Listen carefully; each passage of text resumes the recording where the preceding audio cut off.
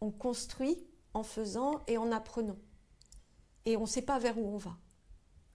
Et ça, le problème de ça, c'est que les logiques projets, les logiques des bailleurs sont en contradiction avec ça.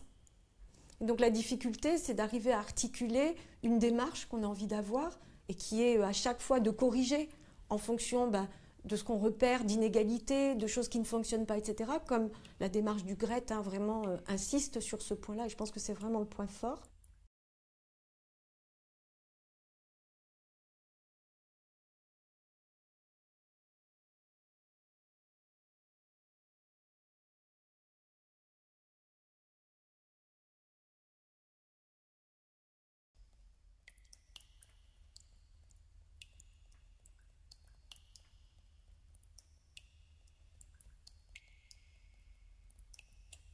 J'ai commencé à travailler sur les enjeux d'eau dans les Suds et très rapidement, je me suis rendu compte que les politiques publiques qui étaient conduites dans ces pays-là étaient souvent liées aux histoires des pays colonisateurs, on va dire comme ça, et notamment travaillant sur l'Afrique et sur l'eau. En fait, ce qui était mis en avant au niveau international, c'était ce qu'on appelle le modèle de l'eau à la française. Et que ce modèle avait été véhiculé dans beaucoup de pays africains. Et c'est ce même modèle qui avait été proposé dans le cadre de logiques d'aide internationale de la part de bailleurs de fonds type Banque mondiale, FMI, etc. Et donc je me suis vraiment interrogée, travaillant sur plusieurs pays différents, de comprendre comment des modèles qui sont supposés être transposés dans les Suds avaient été interprétés ensuite au niveau local, au niveau national, par les politiques publiques, et comment les acteurs locaux se les étaient appropriés ou les avaient rejetés, ou avaient essayé de les contourner même pour essayer de mettre en place, mettre en œuvre des façons de procéder qui correspondaient peut-être plus à leurs attentes et aux enjeux de leur territoire. Donc moi j'ai commencé comme ça en travaillant à la fois sur la diffusion des modèles qu'on a appelés les PPP, les partenariats publics-privés de l'eau, qui ont été diffusés à l'échelle internationale dans les années 90, et en parallèle à la diffusion de ces PPP ont été diffusés des modèles de gouvernance des ressources, un modèle un peu emblématique qui s'appelle la GIR, la gestion intégrée des ressources en eau, qui a été aussi diffusé un peu partout dans le monde et notamment en Afrique de l'Ouest. Effectivement, la gestion intégrée des ressources en eau, la GIR, est un de ces modèles. Et donc la GIR, elle a été mise en avant sur la scène internationale en 1992 lors d'une conférence internationale à Dublin. Et lors de cette conférence-là, plusieurs principes ont été donnés, et notamment un principe qui concerne la participation de tous les acteurs à tous les niveaux. Et effectivement, nous, en tant qu'opérateurs de projet, donc on s'est engagé sur cette thématique de gestion intégrée des ressources en eau, comme bien d'autres acteurs, donc en accompagnement des politiques publiques, puisque ce modèle-là de GIR s'est vraiment été retranscrit dans les politiques publiques de l'eau en Afrique de l'Ouest notamment, en tout cas sur les terrains sur lesquels moi je travaille, notamment au Sénégal, au Bénin, au Togo et dans bien d'autres pays, au Burkina également. La question de la participation notamment donc est un principe fondateur de la GIR. On voit que finalement sur le terrain, même si elle est prévue dans la politique publique, il y a une grosse difficulté à mettre en œuvre cette participation à l'échelle locale. Donc on a essayé de comprendre pourquoi effectivement c'était difficile, et donc d'où le travail de recherche aussi qu'on mène aujourd'hui. Donc à la fois pourquoi c'est pas tellement mis en avant comme une nécessité du côté des pouvoirs publics, et aussi quand il y a des initiatives sont prises à l'échelle des territoires, des terrains, pourquoi finalement on se rend compte que c'est pas évident de pouvoir faire participer les acteurs, les faire co-construire, faire des propositions pour trouver des solutions aux problématiques liées à l'eau sur leur territoire. En fait, on a souvent une société civile qui est pas structurée comme ça peut l'être chez nous, dans le domaine de l'eau ou dans d'autres domaines. On n'a pas des syndicats, des organisations de la société civile qui sont fortes et structurées et qui existent, qui se sont construites sur une durée longue. La plupart du temps, les organisations de la société civile, ce n'est pas toujours le cas, mais souvent elles ont été accompagnées, et leur émergence a été accompagnée par des projets de développement avec des appuis d'acteurs extérieurs. Donc déjà, c'est la question de qui participe, qui est représentatif des acteurs du territoire. Ça, c'est un premier enjeu. Et puis après, il y a la question de comment on peut faire participer. Donc là, c'est tout un enjeu, effectivement, pour une ONG de développement comme la nôtre, de trouver les moyens de pouvoir faire participer les acteurs. Comment on contribue à produire une connaissance ensemble, alors que c'est souvent la connaissance scientifique, la connaissance technique qui est imposée comme la connaissance, et d'autres types de connaissances sont aujourd'hui invisibilisées. Donc on a tout un enjeu à essayer de trouver les moyens de faire entendre d'autres types de connaissances et comment on arrive à les articuler avec les connaissances scientifiques expertes. Alors, moi je travaille par exemple avec un anthropologue qui s'appelle Jean-Pierre-Olivier de Sardan, qui remet en cause et qui questionne cette notion de communauté pour essayer de déconstruire un peu les représentations que nous, on plaque sur les modes de fonctionnement des sociétés africaines, et notamment à travers cette idée de communauté, de solidarité au sein de communautés, de participation de communautés considérées comme un tout, et qui montre au contraire que dans les communautés, entre guillemets, il y a des rapports de force, il y a des rapports de pouvoir, il y a une forte hétérogénéité, il y a des exclus, et donc des gens qui participeront jamais, même si on veut quelque part donner cette image d'une participation communautaire, et souvent avec une vision un peu normative qui serait de dire que ça fonctionne mieux quand c'est la participation communautaire par rapport à d'autres modalités d'organisation. Donc je pense que déjà, tous ces termes, un peu, ces mots un peu valises qui ont été beaucoup utilisés par les acteurs de l'aide, je pense qu'il faut déjà les déconstruire a priori et se demander, quand on arrive sur un territoire, qu'est-ce qui se passe, quels sont les rapports de pouvoir, mais ça peut être un quartier, ça peut être un village. Et effectivement, on a souvent présenté les autorités coutumières comme des personnes un peu relais, comme des intermédiaires. Et il y a une configuration très diversifiée de ces autorités-là. Certaines sont des logiques effectivement collectives de solidarité, d'autres sont dans des logiques qui sont des logiques très individualistes, très clientélistes. Et c'est tout ça, je pense, qu'il faut documenter quand on intervient et qu'on parle de participation. Qui participe? Pourquoi? Quand on dit qu'il faut qu'il y ait tant de femmes qui participent, il faut arrêter d'essentialiser un peu le rôle de la femme. Elles participent, mais pour faire quoi? Est-ce qu'elles peuvent prendre la parole? Dans certaines arènes, elles ne le peuvent pas. Donc c'est mettre en place des dispositifs pour faire en sorte que tout le monde puisse effectivement prendre à un moment la parole. Et ça, c'est pas du tout évident et c'est très contextualisé. Ça dépend des histoires et ça dépend véritablement des types d'organisations qui existent dans chacun des villages ou des quartiers qu'on va regarder, qu'on va étudier. Okay, donc le modèle de GIR, en effet, véhicule une vision assez utilitariste de l'eau, économiciste, on pourrait dire aussi, où l'eau est finalement souvent considérée comme un intrant dans une logique de production, que ce soit de la pollution agricole, de la pollution industrielle. Et les politiques de l'eau aujourd'hui invisibilisent en fait les autres valeurs qu'il peut y avoir derrière l'eau et donc les autres représentations qu'il peut y avoir de l'eau parmi les acteurs d'un territoire et notamment parmi les populations locales. En fait, je pense qu'il faut resituer dans quelque chose de plus global en fait, ces tendances qui ont été mises en place dans le secteur de l'eau dans les années 90, c'est-à-dire qu'il y a véritablement eu la volonté de diffuser des principes, entre guillemets, parce que c'est compliqué à définir, néolibéraux, parce que c'est dans ce modèle-là et dans cet espace-là qu'on se situe depuis les années 90 et que je pense qu'il n'y a pas eu de véritable rupture par rapport à ça. Peut-être tous les discours qu'il y a aujourd'hui sur les communs tentent de prendre un pas de côté par rapport à ça et de proposer des alternatives à ça. Mais dans le secteur de l'eau, en tout cas, on est véritablement impacté par la diffusion de ces principes néolibéraux et qui, comme Emmanuel l'a dit, peuvent se décliner à la fois au niveau de politique de GIR, par exemple, mais les modèles de partenariat public-privé en sont aussi véritablement le témoignage très emblématique, parce que c'est ça qu'il y avait derrière, c'était rendre efficace en fait, des modes de gestion de l'eau en critiquant des modes de gestion publique qui, d'après la Doxa, ne l'étaient pas, sur des critères et des démonstrations qui étaient parfois assez fallacieuses d'ailleurs, qui est que l'eau a acquis une valeur économique et qu'on reconnaît cette valeur économique de l'eau, et que ça, c'est plus discuté. Et que c'est comme s'il y aurait un consensus sur ce principe-là. Donc ça, c'est un principe fondateur. Qu'est-ce que ça veut dire que l'eau a une valeur économique? Bien sûr que l'eau, elle a une valeur économique, mais elle n'a pas que une valeur économique.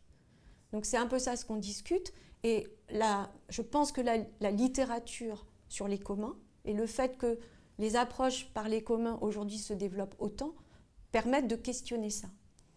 Je pense que là où on se trompe, c'est qu'en faisant de Elinor Ostrom la figure un peu emblématique de cette critique, elle n'est pas fondée. Elinor Ostrom, en fait, elle n'a pas pensé une critique du marché. Donc je pense que quand on mobilise Ostrom pour avoir une approche critique sur cette dimension économiciste en fait, de l'eau, pour moi, c'est un contresens. Par contre, il y a beaucoup d'autres travaux récents, je pense à Dardot-Laval, etc., qui, eux, se positionnent sur cette vision critique en fait, du marché et de la marchandisation pour proposer une autre conception et une autre définition de l'eau. En fait, en allant relire quelques vieux dossiers des années 80-90 aussi, ça a permis de se rendre compte que Elinor Ostrom, elle est étroitement impliquée avec le milieu de l'aide publique au développement américaine et que c'est une commande de l'aide publique au développement américaine qui amène le programme, qui amène à penser les communs. Et donc vraiment, c'est intrinsèquement lié, c'est dans les années 80. Donc il y a tout ce contexte qui est important aussi pour comprendre la genèse de ce concept à ce moment-là et puis ensuite comment c'est repris ailleurs. L'autre point sur l'aide publique au développement plus généralement, je trouve que c'est très intéressant, c'est Tania Lee qui dit que en fait, jusqu'aux années 80, il y avait plusieurs formes de discussion politique parce qu'il n'y avait pas qu'un seul modèle unique comme c'est le cas depuis l'arrivée du néolibéralisme et le fait qu'il y ait une sorte la doxa, je ne sais pas si c'est le bon terme, mais en tout cas d'hégémonie dans l'aide publique depuis ces années-là. Et elle dit, en fait, avant qu'il y avait beaucoup plus de questions, puisqu'il y avait encore notamment la figure du socialisme et la place de l'URSS qui était plus importante. Et bref, tout ça pour dire que maintenant, c'est des débats qui se posent sur toujours le même cadre et ensuite comment on régit au sein du cadre de l'entreprise capitaliste, entre guillemets. Alors qu'avant, il y avait plus de discussions sur comment sortir de ce cadre.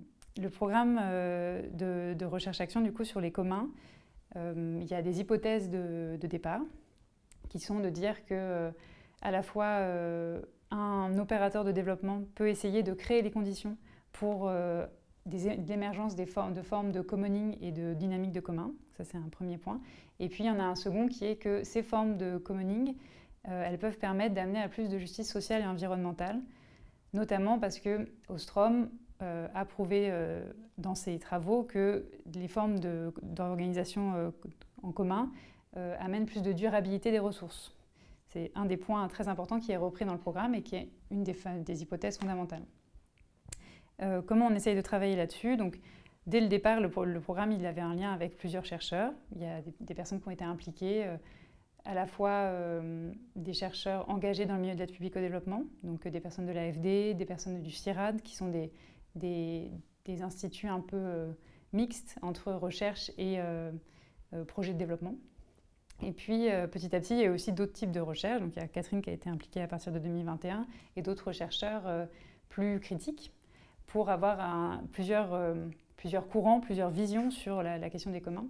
Et après, en interne, en fait, François, donc la direction scientifique, François Hunten, a essayé de proposer un cheminement de pensée pour accompagner les équipes à poser des hypothèses sur leur situation d'action, là où ils travaillent, les hypothèses qui régissent leur travail, en quoi ils croient et qu'est-ce qu'ils essayent de mettre en place pour faire évoluer une situation qu'ils ont problématisée comme problématique sur plusieurs enjeux, type il y a un problème de préservation de la ressource en eau au Sénégal, comment on va changer les choses, nos hypothèses sont ça, et comment les suivre ensemble.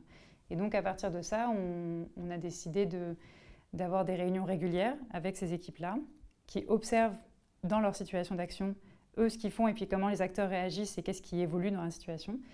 Dans le domaine de la gestion intégrée des ressources en eau, quand on a commencé à travailler sur ce sujet-là assez récemment, finalement, on a commencé en 2016-2017, on s'est positionné en accompagnement de politique publique. Et on n'était pas sachants, nous, sur ce sujet-là. Donc on avait envie, on a assumé dès le démarrage qu'on allait faire de l'expérimentation, de l'essai-erreur, qu'on allait tester des choses. Et finalement, on s'est aussi rendu compte qu'on butait sur certaines questions. Je vous parlais tout à l'heure de la question de la participation notamment, et on n'arrivait pas forcément à répondre uniquement à travers la recherche-action. Et parce qu'en fait, l'Agir, nos projets tels qu'on les menait, ils restaient inscrits dans le modèle de gestion intégrée des ressources en eau. Et finalement, ils ne le questionnaient pas. D'où en fait l'idée qu'on a aujourd'hui, on essaie même de dépasser la recherche-action, et nous on parle de recherche hybride, où on essaie à la fois, on continue la recherche-action sur les projets avec des questions de recherche, des hypothèses vraiment spécifiques au projet, mais on essaie aussi d'avoir un certain recul, une mise en perspective en fait, de ce qu'on fait, et on essaie d'interroger aussi le modèle, le cadre finalement qu'on a retenu pour mener ces projets-là, avec une recherche qui est là pour le coup plus académique. Pour moi, c'est vraiment très intéressant d'accompagner ce processus-là et de le faire à la fois pour Emmanuel et Louisa, mais de le faire aussi beaucoup pour des collègues africains. Parce que moi, c'est un peu vraiment mon intérêt depuis toutes ces années d'accompagner soit des jeunes universitaires africains, soit aussi des acteurs vraiment du développement africain qui réinterrogent leurs pratiques. Pour la recherche-action aussi, en fait, ce que je n'ai pas dit, c'est qu'il y avait vraiment une volonté de ne pas cadrer sur quoi on allait travailler et d'enfermer les collègues dans quelque chose de prédéfini qui serait issu d'une grille d'analyse sur les communs ou d'autres, mais qu'on aurait défini au siège notamment, d'un point de vue extérieur. On s'est dit qu'on allait discuter avec eux et définir ensemble, et du coup qu'il n'y aurait rien de généralisé. La dynamique de recherche-action, elle s'est vraiment faite à partir de fin 2020. Le programme, il a commencé en 2019. Et il y a régulièrement des ateliers régionaux, et dans les ateliers régionaux, il y a des présentations sur ce que sont les communs, la grille d'analyse qui va avec, les questionnements que ça pose. Moi, ce que je trouve très intéressant dans la thèse de Louisa, c'est que, en fait, comme on l'a dit au départ, on travaille sur la circulation des modèles. C'est de se poser la question de savoir si, en fait, toute cette approche par les communs, ce n'est pas la circulation d'un nouveau modèle, mais qui ne serait pas venu du local, qui ne serait pas très endogène, en fait, qui serait porté par des acteurs du développement, que ce soit des bailleurs ou des ONG. Et donc je pense que c'est très intéressant aussi pour une ONG de s'interroger sur est-ce que les gens se reconnaissent dans cette terminologie-là des communs. Peut-être en France, oui, parce qu'il y a une histoire qui est différente, mais dans quelle mesure c'est approprié aussi dans des contextes très différents, et dans quelle mesure est-ce qu'on en a besoin.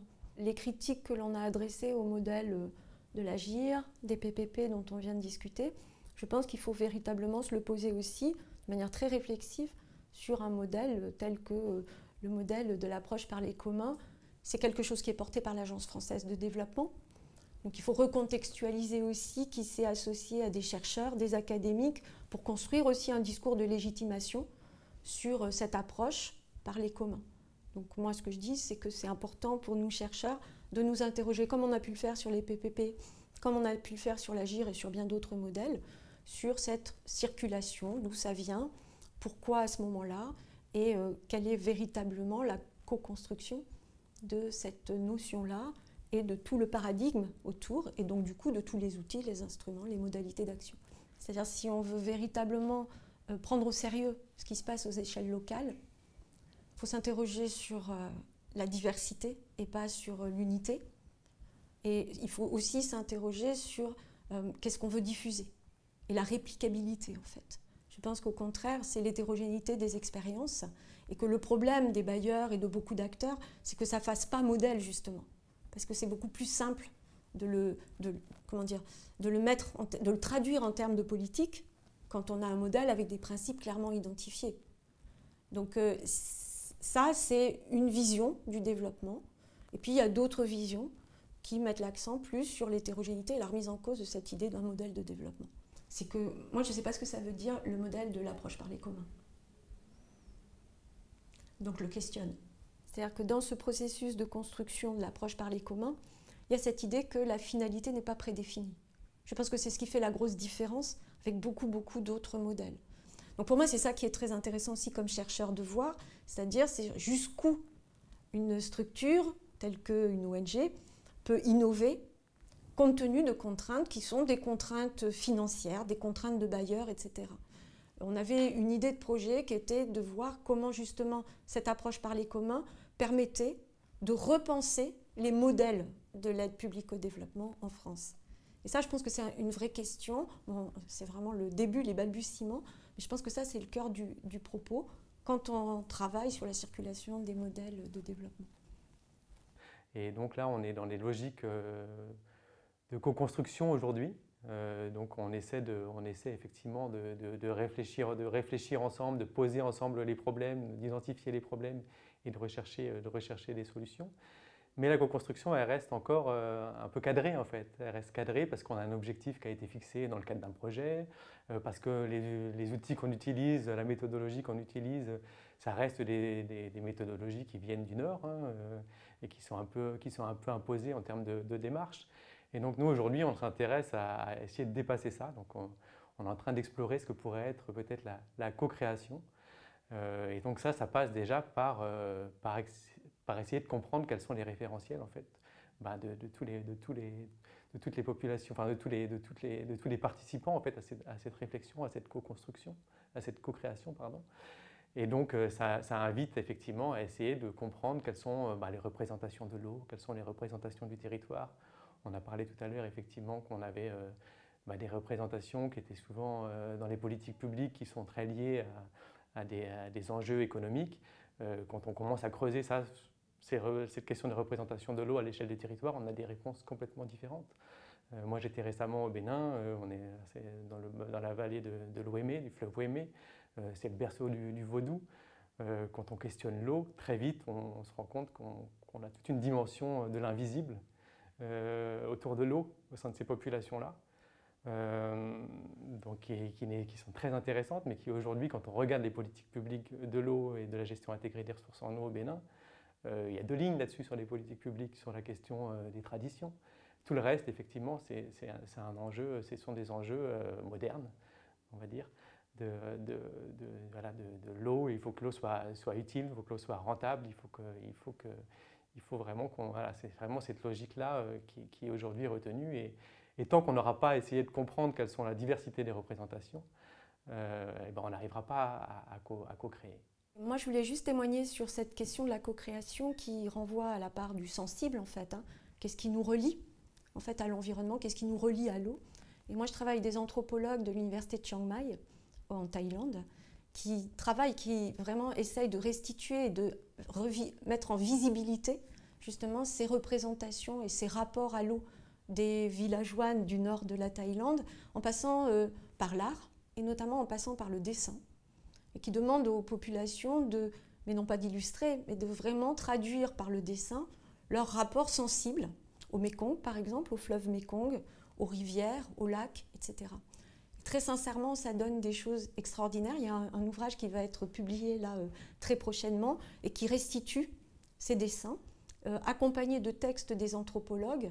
Et donc là, c'est les textes des anthropologues qui illustrent en fait ces dessins, qui disent énormément de choses sur cette part du sensible. Donc je pense qu'aussi cette idée de co-création, on crée, et le fait de retenir ce terme de créer, c'est justement de sortir en fait de la coproduction, de sortir de la co-création, de tout ce qui est normé, pour laisser quelque chose de complètement inexpliqué, non formaté, non formalisé, s'exprimer de manière beaucoup plus spontanée. Et je pense qu'on a besoin d'autres outils pour le faire.